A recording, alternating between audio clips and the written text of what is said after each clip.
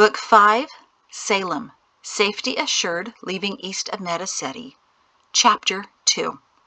Oh, I'm trying to be helpful. Peto entered his room, knowing it would be one of the last times he ever would. He wished that the moment was somehow more momentous, but his room didn't seem to understand he was about to leave it.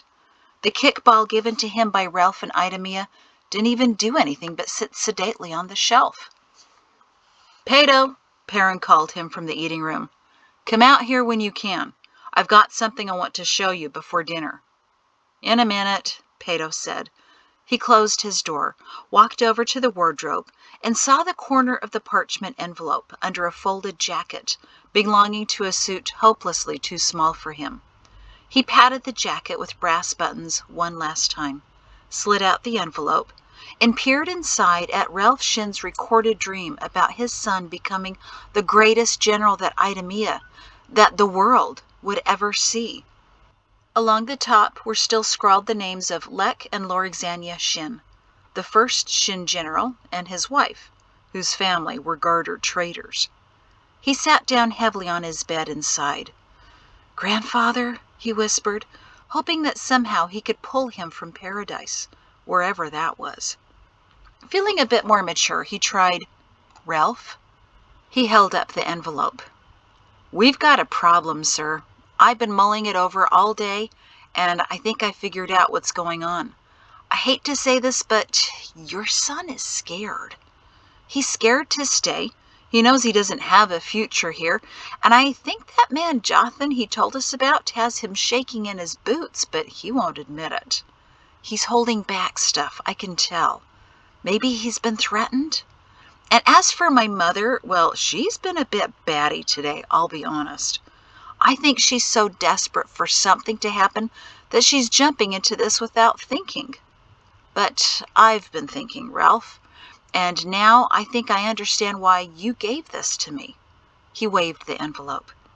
"I'm the only one in this house still in his right mind, the only one who could be trusted with this information.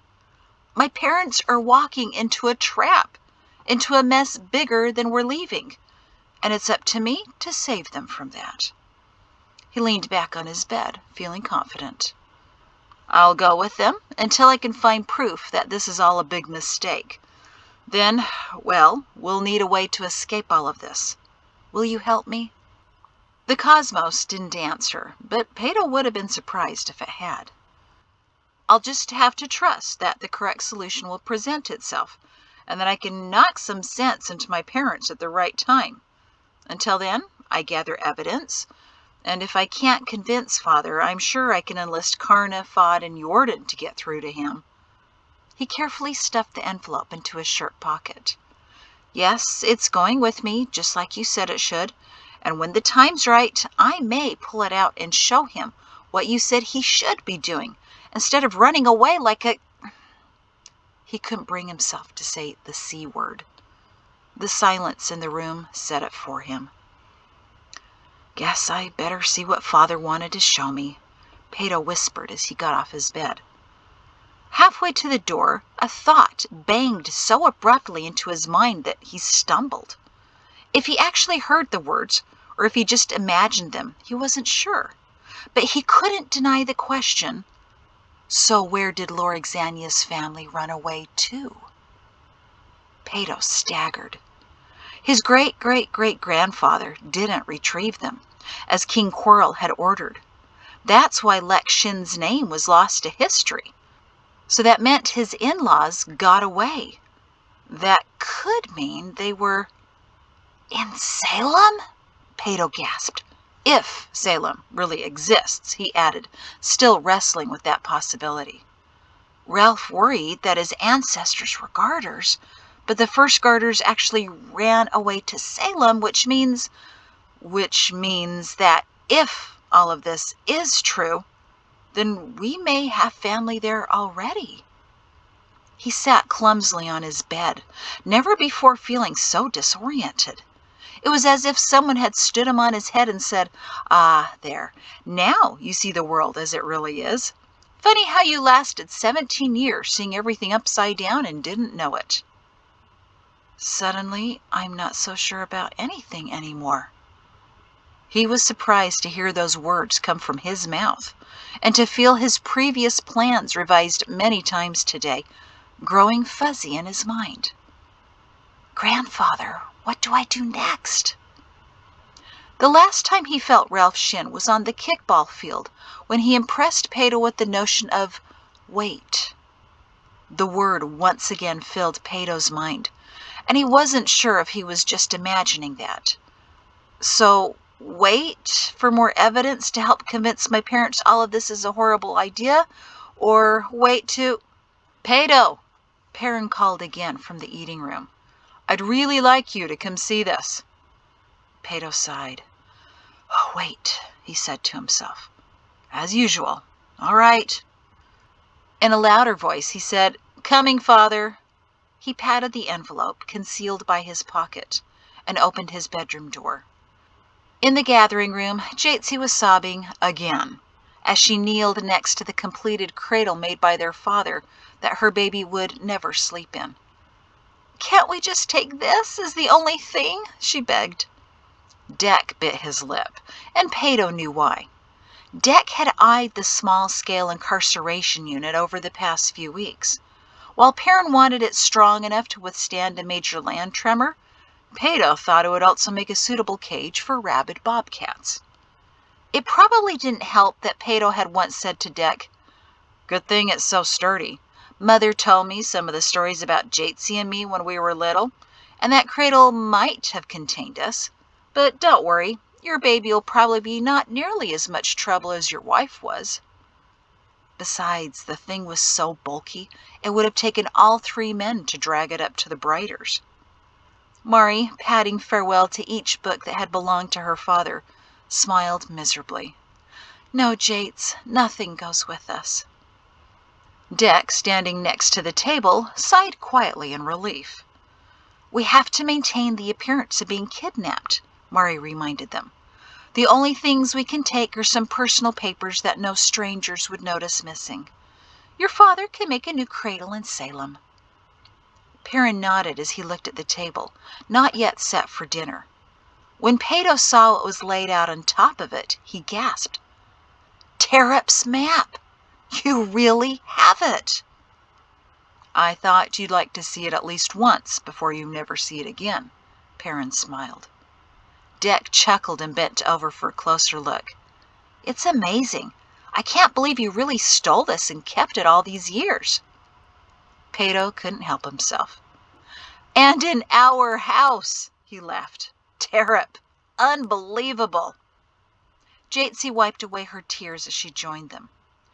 I don't know what's more shocking, she said, that our father took this from the garrison storage room when he was younger, or that our mother abandoned us when we were small to find a garter in the forest. Mahrree spun around. I told you I would never have abandoned you, she defended for the 9th time. I just... Their parents had been confessing a lot of things today. Yes, we know, Jatesy said. Wanted to know the truth. You know, Peto, some people worry about rebellious teenagers, but you and me? Peto shook his head with feigned sadness. Rebellious parents. They are out of control, he added with emphasis that no one noticed. We need to leave this place that has influenced them in the very worst of ways. Jatesy rolled her eyes dramatically. All right, Perrin nodded at his laughing family.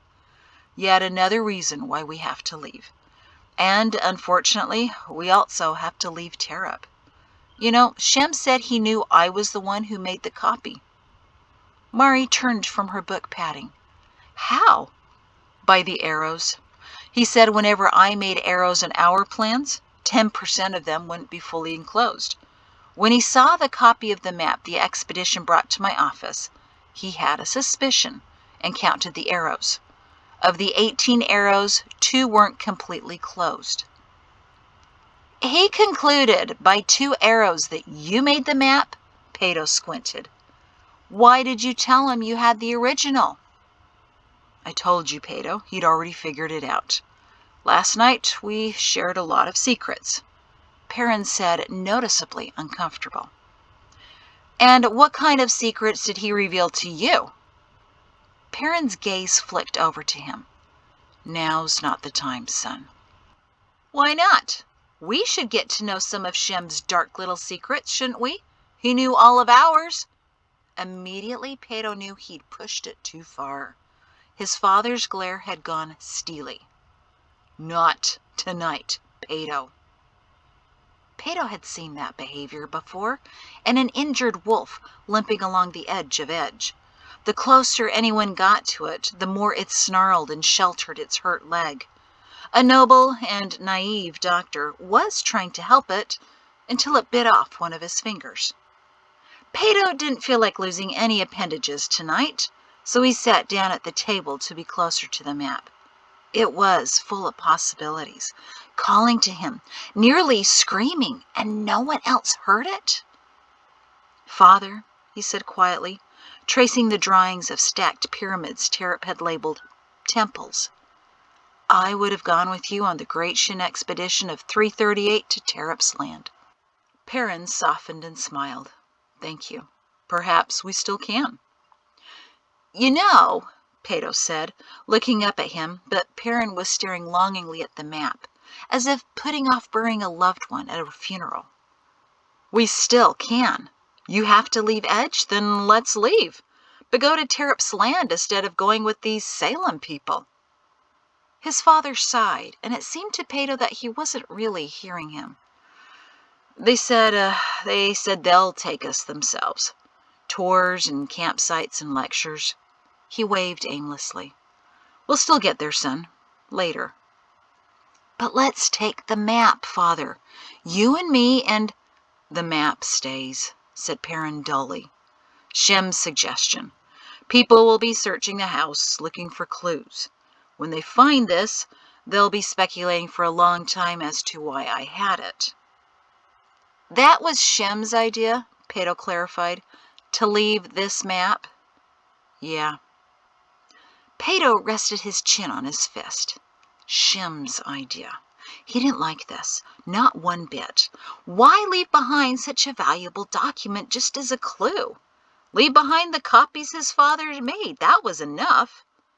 But by the look in his wistful and, dare he think it, sad eyes, Perrin Shin wasn't going to do anything today that someone else didn't order him to. He was so meek, so trusting, so... Peto couldn't look at him anymore.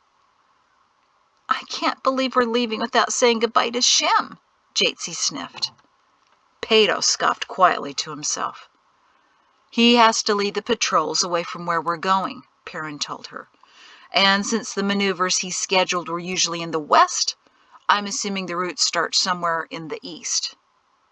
Under his breath, Peto said, Yet another one of Shem's ideas. Dek winced. East? All that's east are the marshes. And nobody ever goes into the marshes, Peto pointed out. Well, except for teenagers hiding from their parents. And how often did you hide there from me? Perrin dropped casually. I hate mosquitoes, you know that. I hid at Rector Young's most of the time. Mahrree, our children are right. Edge has been such a terrible influence on them. It made our son hide at a rector's home of all places. Peto had to smile at that. And Young's really from Salem? He's gone back there? Apparently, Perrin shrugged again. And what kind of evidence do we have of that? His father, still staring forlornly at the map, waved that away. Guess we'll have that evidence when we see him there. And now, Terep, my dear friend who I never met, I bid you a fond farewell. He ran his hand over the map one last time. You have inspired so many. Never feel you didn't accomplish anything. You don't know how many lives you touched. Peto's eyes burned to hear his father's voice tremble. Perrin slid the mugs off the corners of the map, rolled it up, and nestled it with the copies he had made but never sent. They watched in silence as he somberly walked the rolls to his study, and Peto realized the funeral was over. Hearing his mother sniffing, he watched her wipe her eyes and hurry off to the kitchen to check on dinner. At the table, Peto massaged his hands and brooded quietly. Jatesy set the table for dinner around him. When their father came out of the study, his eyes were noticeably redder, and he was folding a stack of pages. "What's that?" Jatesy asked, balancing a plate on Peto's hands. "My parents' letters to me over the years, and a few lists from my mother," he told her. "I have some of their letters, too," Jatesy said, nudging over her brother's arm to put down a fork, "and a few recipes from Grandmother Peto." "Could you be any more unhelpful?" she snapped at Peto. "Oh, I'm trying to be helpful," he grumbled. "You have no idea." Perrin turned to Dick, who had come from the washroom. "You brought your parents' letters with you, right?" He nodded as he patted his shirt and unbuttoned a few buttons. "And my father's journal. He extracted a thick book that reduced the size of his chest and stomach by several inches. I hope it's not too large for Jothan's pack." "I thought Dick looked a bit beefier tonight," Peto said. But in his mind he was shouting, "You too, Dick! You're really buying into all of this as well? It's madness!" Perrin nodded to Dick. "We'll make sure Cambazola's journal goes with us, along with Heisemum's recipe collection. She'd be furious if we left that behind for just anyone to find." He turned to Peto. "Do you have anything to bring?" "Nothing for the pack. I think you have all the family records." "Your mother has a few things she said she's carrying in her pockets," Perrin nodded. "I suppose that's everything, then." It was all Peto could do to not massage his head in aggravation. Like trusting little lambs, all of them, willing to follow the guard dog Shem, who was most likely a wolf. And not an injured one either. A cunning, healthy wolf, lying in wait. None of this was going to end well. None of it. But so far, Peto didn't know how to stop it. Never before had dinner been over so quickly, Mahrree thought, as they cleaned up the dishes. Everything she did, she realized, was for the last time. Wiping the work table, sweeping the floor, putting away the mugs. Never before had tidying up felt so important. That's why she continued into the gathering room, straightening books and folding blankets. "Why?" Perrin asked. "Whoever searches the house tomorrow won't be taking notes on how well you kept it up." She smacked him with a pillow she was fluffing before she set it down next to him on the sofa. "Because, well, this sounds silly, but I bought this house 25 years ago, and it's been very good to me, and I want to say goodbye to it properly." Peto rolled his eyes. "And is that why Jatesy," Dick spoke up, "is in the washing room wiping down the sink?" Mahrree shrugged. "That, or the nesting instinct is really taking over. She was using the scrub brush. I didn't even think it was that dirty." Through the kitchen door came Jatesy, brush in hand and surprise on her face, because she wasn't alone. Slipping in silently behind her was a small, dark woman, dressed like the night. "I didn't even hear her come in," Jatesy exclaimed.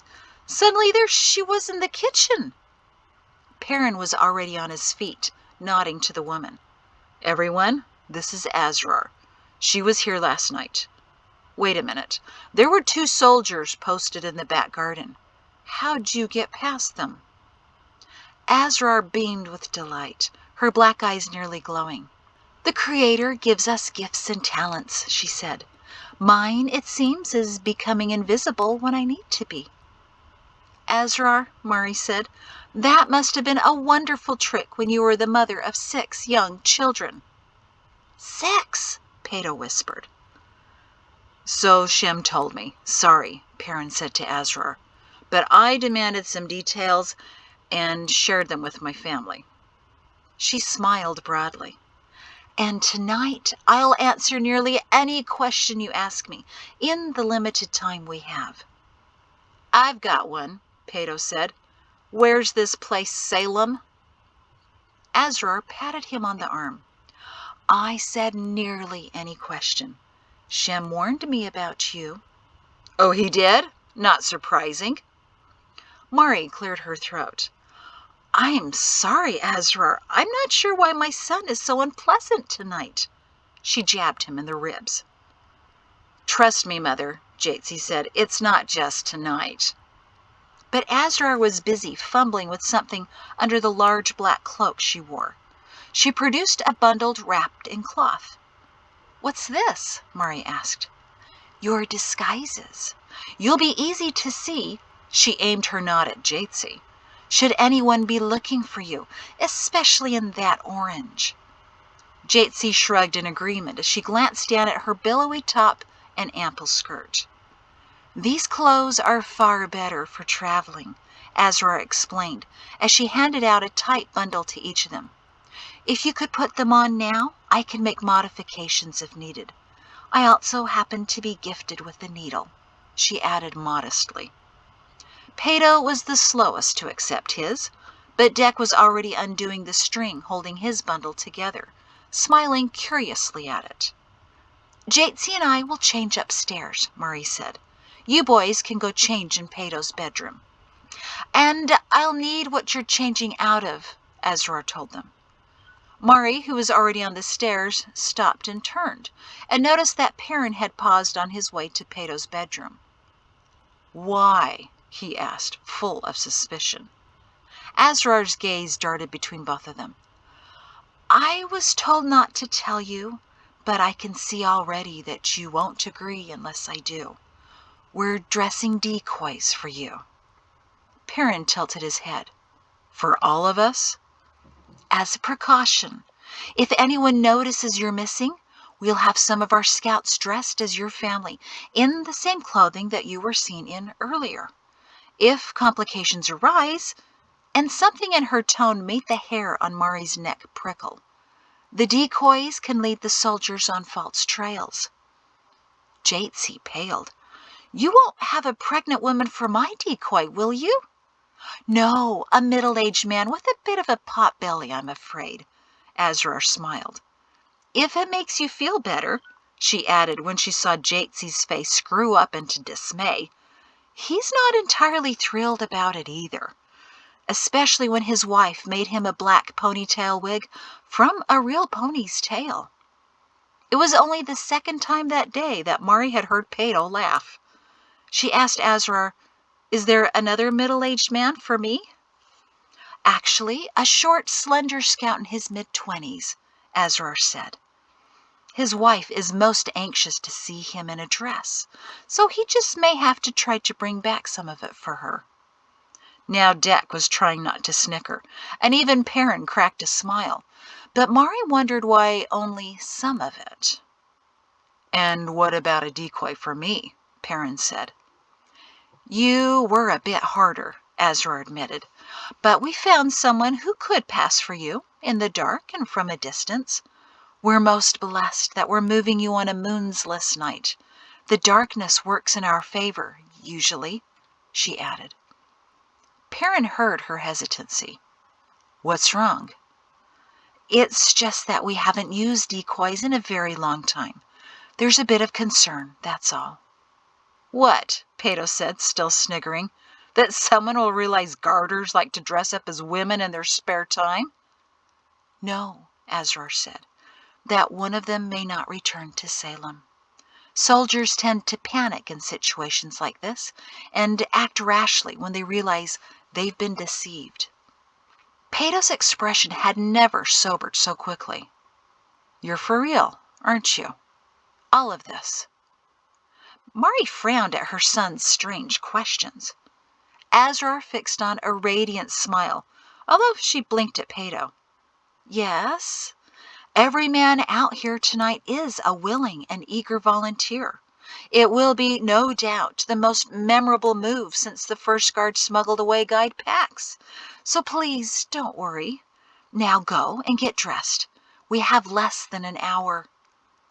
Up in her bedroom, Mahrree opened the bundle and held up the first item, a simple brown tunic, which gave her a twinge of guilt. While her dresses were never as elaborate as Joriana's Idamean creations, or even Heissamum's imports from Scrub. Mahrree's clothes were far more fancy than this. But the stitching was strong, the design practical, and the brown, rough weave reminded her of soil. I like it, Jatesy decided. She opened her bundle and pulled out her top. It was a similar style, but looser and in dark mottled green. Plenty of room for my belly, and it doesn't look fat. I already like these people. Mahrree chuckled and pulled out the skirt. But it wasn't a skirt. She exchanged alarmed looks with Jatesy before opening the door. Asrar, she called. Asrar came quietly up the stairs. Is this right? Mahrree asked. Trousers? Chuckling, Asrar said, Only men wear trousers, Mahrree. Women wear breeches when traveling. Does that make you feel better? She gestured to her own, which, until that moment, Mahrree had assumed was a skirt. Yes, thank you, Mahrree laughed. Jatesy was already evaluating her breeches.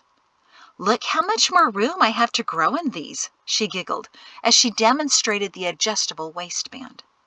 Mahrree slipped off her dress, the light blue linen that Joriana had purchased for her in Idumea, soon to be worn by some poor young man. She pulled on the tunic and the breeches, and immediately she was gripped with an unexpected sense of lightness, there it was again, joy. She glanced at herself in the mirror and saw a completely different Mahrree. She grinned. Jatesy twirled in her flowing green. This feels really nice. I wonder what Dec will say to my breeches. She looked at her outfit on the bed. That orange really is rather garish. She bundled it under her arm, as Mahrree was doing with the blue linen. But they both found themselves staring at the red and blue plaid bedding, chosen by Heissamum and put on their bed after the room was rebuilt after the land tremor. Goodbye, Mother, Mahrree murmured, running her hand along it. You and Father and the Shins will watch over us tonight, won't you? And the Briders, too, Jatesy sniffled as she fingered the ruffle on the matching curtains. We take all of them with us. A moment later, Mahrree and Jatesy came out of the upstairs bedroom, wiping their noses and handing their clothing to Asrar. They followed her down the stairs to find the men dressed and waiting. They each seemed a bit embarrassed, yet lighter-hearted in their new apparel. Dec's light blue work shirt was replaced by a dark green tunic and trousers, which matched his wife's. Peto fidgeted with his loose brown shirt that matched his trousers, and Perrin was dressed in nearly pure black. His eyebrows lifted in surprise at his wife's breeches. Mahrree posed. Do you think they'll ever become popular around here? I've seen women in some ridiculous outfits, Perrin said tonelessly, with skirts up past their knees and necklines down to where no honest man should be looking, but women in trousers? Breeches, the three women said together, and chuckled at Perrin's vigorous head-shaking. But Dec was eyeing his wife. Oh, I don't know, Perrin. Tell me, Asrar, do all women dress this way in Salem? Jatesy put her hands on her hips. Why do you want to know? You already have a wife. No, Asrar told him. Most women wear dresses most of the time. This is just for practical purposes. Dec nodded. I've always appreciated practical women. Jatesy stared at him, bemused. Asrar gathered the men's bundles and slipped all of the clothing under her roomy cloak, exchanging them for yet another bundle. Mahrree wondered just how much woman there was under there. She was likely the diameter of a stick, filled out only by all she carried. Asrar unwrapped the new bundle to reveal dull black cloth. She unfurled one, and it turned out to be a heavy cloak with sleeves. The more you can look like the night, the easier it is to move you. She pulled out 3 more cloaks and handed them to everyone but Perrin. You'll find these are quite warm. Perrin held out his hand. She smiled. Former Colonel Shin, please go get your uniform jacket. You still have it, I assume? What? Your uniform jacket. Please go get it. But the medals and ribbons would show up almost as much as Jatesy's large orange belly would have, he deadpanned. A Father, I'm still in the room. Can't you see? Of course we can see, Peto said. In fact, we can barely see around you. But Perrin was already up the stairs and returned a moment later with his jacket in hand. Now, please, turn it inside out, Azrar said. Inside out? As he pulled the first sleeve wrong side out, he began to smile. Quickly, he reversed the entire jacket to reveal a dull black coat, matching his new tunic and trousers perfectly. Shem's been doing that for years, whenever he came to the forest, Azrar explained. We thought you'd like to take that jacket with you. Many people in Salem owe their lives to you wearing it. Rather symbolic and ironic, he said, his voice growing gruff. I just need to reverse all I ever did. Become what I chased. Mahrree smiled. Perrin, you never looked better in that jacket. Azrar turned to her. Oh, dear. Mahrree, please come upstairs with me. I see a loose seam already, but we have time to fix that. Mahrree twisted to see her shoulders, but Azrar was already leading her up the stairs. I don't see anything, Mahrree said as they went into the bedroom. I'm sorry, but I needed an excuse to get you up here alone. Mahrree, Shem's told me that in your bottom drawer you have something. Azrar raised her eyebrows meaningfully. That will help us get your family past the guards posted around your home. Mahrree's mouth dropped open, but she snapped it shut. I was wondering how we would get past them. Not all of us have your invisible talent, but yes, I do. She pulled out the bottom drawer, and from beneath her underclothing she withdrew the dark bottle. I don't know how potent it is anymore. It's a couple of years old now. We need it to work for only a short while, Azrar said, gingerly taking the half-full bottle of sedation. From what we've been able to gather, sedation grows more unstable the older it gets. In a murmur, she added, Rather surprising that this bottle is still intact. What was that? Unstable? What happens? Oh, nothing to worry about, nothing to worry about. However, the sooner I get it away, the better. If there was nothing to worry about, Mahrree privately wondered, then why was she cautiously wrapping the bottle in raw cotton before sliding it into a pocket? My husband was prepared to do something more drastic to eliminate the guards, Azrar said, as she fastened a hidden button on the pocket. But I hope this will keep him from having to do so. Mahrree stared at the bulge that virtually disappeared on the woman's thigh. This day is full of irony. I tried many times to throw that bottle away, but each time I thought, no, we'll need it again. Now sedation from Idemia just may be our means of escape from it. The Creator works in mysterious ways, Mahrree, Azrar agreed. He thinks of everything and plans well in advance. Azrar left the house a few minutes later, slipping past the guards in the dark who didn't even notice her. And then the Shins waited. They told stories and reminisced, carefully so as to not cause Mahrree or Jatsi to break into weeping again, about annoyances and people they'd never have to deal with again. By midnight, they were convinced nowhere was worse than Edge. Good riddance. Before Jothan arrived, Mahrree made one last sweep of the house, patting everything in the dark. The candles had been blown out, hopefully sending a signal to the soldiers that the Shins had gone to bed and that the Briders were staying there for the night. Mahrree sighed as she wandered the house that she so loved, that had sheltered her for so long.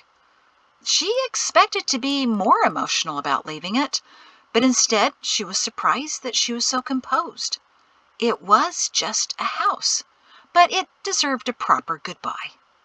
It was in the study, while patting part of her father's book collection, that her hand stopped on one book. She'd begun reading it a couple of years ago during one of Perrin's bad nights. It was a tale from the Great War about a woman whose parents and sisters were discovered to be garters. The woman's husband was an officer tasked to find and bring back his wife's family. Mahrree had been mildly intrigued by the angry daughter who wanted her family to be captured and tried for their crimes. Her husband, who began to question the intentions of the Girders, perhaps suspecting that they were innocent people merely trying to run away, Mahrree mused now. His sergeant, eager for the king's reward gold, who pushed the officer as hard as his wife had, but she never finished the story, and now she realized she never would. She began to pull the book from the shelf, hoping in her final minutes to find out what happened. My darling wife, there's no time. Perrin's large hand came over hers. It's simply too late. Reluctantly, she nodded to the book, whose ending she'd never know. Sometimes it just hits me how much I'm leaving behind. Remember, it's only things. What you're really attached to are the people who lived here, and they're going with you. True. Another thought struck Mahrree. Perrin, what about the cat? He sighed. Shem will try to get him to live at the fort. I haven't even seen the cat since midday meal. He was taking care of a mouse over at the Briders. In any case, he'll eat fine. Are you going to miss him? I think I will. When we get to Salem, I guess I'll have to find another kitten. But the cat was the least of Perrin's worries right now. He was feeling more antsy and eager as each minute slipped by. Genevieve and his guards and carriages were on their way, arriving in Edge by dawn. If Mahrree had known that, she wouldn't have been so sentimental right now. She'd be clawing at the door to get it out of her way. Peto's voice came from the dark doorway. He'd been spending the last few moments bouncing Ralph's kickball against his bedroom walls, which, until yesterday, was against the rules. Someone's here. I guess it's Jothan? Together, Perrin and Mahrree took deep breaths. This is it, Perrin said, squeezing her arm. The ending of everything. The beginning of everything. Well then, Mahrree said as brightly as possible. Let's go. In the kitchen, where a small candle was burning, they found Jothan already greeting Jatesy and Deck. Peto stopped abruptly. Father, he's huge, he whispered. I know. Good thing he's on our side, isn't it? Perrin whispered back. I'm not sure I could take him. Jothan heard him. I was wondering that myself last night, he grinned. And you must be Peto, he said, extending his hand. Peto took it warily. Don't worry, I am on your side. Uh-huh, said Peto with great reservation. Perrin caught Jothan's eye. I spoke with Shem last night about a great many things. He hesitated. Jothan had saved his body on one occasion and saved his mind on another. Perrin owed him his life already twice, and now he was handing it over a third time.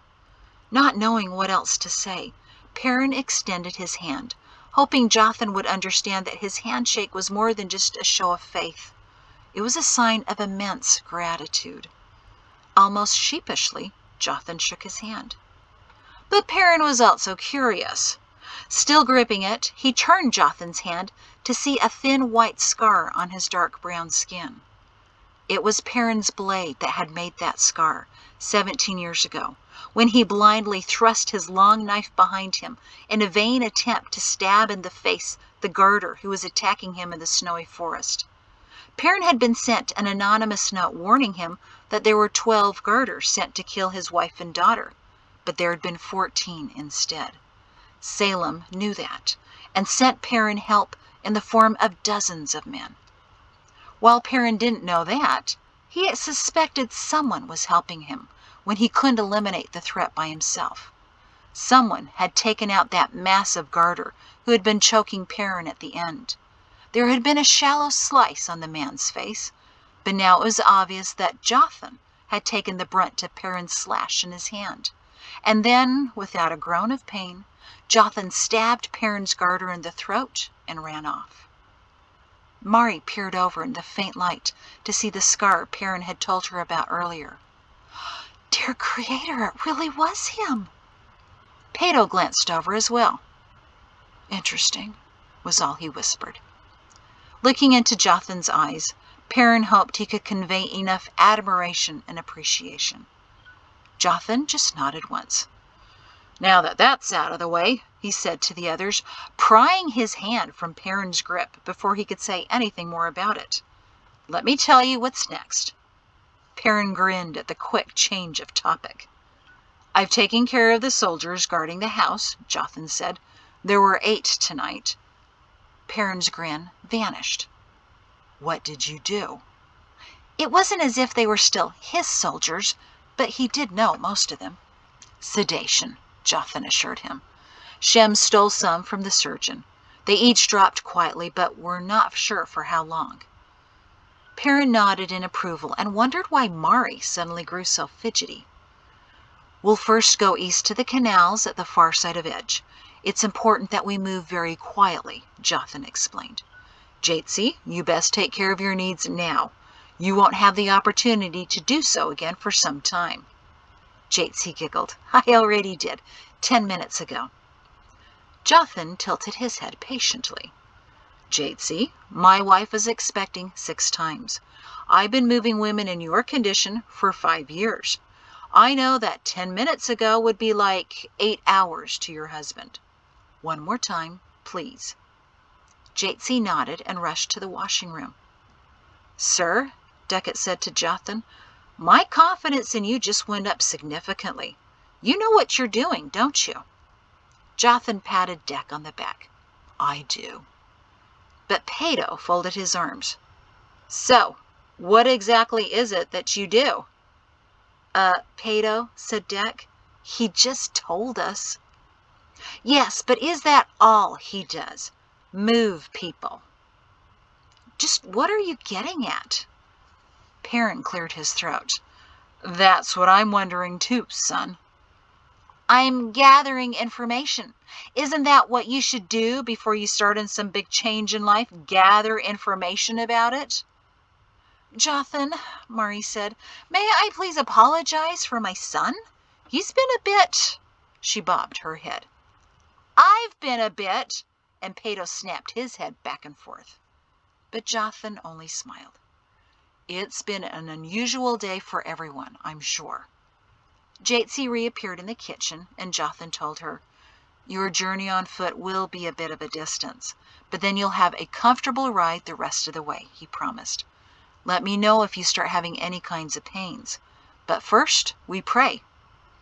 The Shins and the Briders stared at each other as Jothan, without hesitation, dropped to his knees, as if it were an everyday occurrence to announce a prayer and immediately begin one. Quickly, everyone else joined him, and Jothan said to Perrin, "This is your home, but do you mind if I offer it?" Perrin shrugged his agreement. "Dear Creator," Jothan began before anyone could close their eyes, "we're here and we're ready. We've done all we could to prepare, and now we turn it all over to your hands. The culmination of many years' work is coming together tonight, and, dear Creator, it's going to be messy, isn't it?" Mahrree was tempted to peek to see if the Creator were actually there, because Jothan's tone was so convivial, as if he were on good friends with the Creator. Then again, Mahrree thought, shouldn't we all be? "So, if you could please help each of us keep our minds clear, our hearts open, and our stamina going, we'd be ever so grateful. And, dear Creator," Jothan continued, "if possible, would you please tell my grandfather that—" Mahrree's eyes popped open to see why Jothan had hesitated. He was looking up at the ceiling and grinning broadly. "Tell my grandfather we've got them!" Perrin's eyes flew open at that. Peto murmured, "I knew it." Jothan chuckled, actually chuckled, as he ended the prayer with, "Please help us not to mess any of this up. Thank you, sir, for this marvelous opportunity. Amen." "Amen," was the quiet yet confused chorus from the Shins and Briders, who had never heard a prayer quite like that before. "And now," Jothan said, getting to his feet, "no more noise as we leave. No sound until we reach the safety of the forest." Peto gave his father a penetrating stare that he didn't know what to do with. But there was no time to think but to follow Jothan, who noiselessly slipped out the door to the back garden, where 4 soldiers lay sprawled in the weeds. Perrin quietly shut the door behind him and ran his hand along it. As soon as he let go of it, that would be the end. He felt Mahrree squeeze his other hand, and she reached back and touched the door as well. "I am sure they have oak doors in Salem," she whispered. Their children were already following Jothan out of the garden, stepping cautiously over 2 more soldiers. Mahrree let her hand slide down the door, and Perrin removed his, clasping it into a fist. He gripped her hand tightly as he whispered in her ear, "Come, Mrs. Terrap, let's find our new world."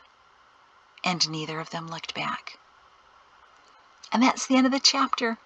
And thank you for tolerating my funky voice. I'm getting over a cold, or I'm getting a cold or something, but anyway, gave me a lower voice. Thank you.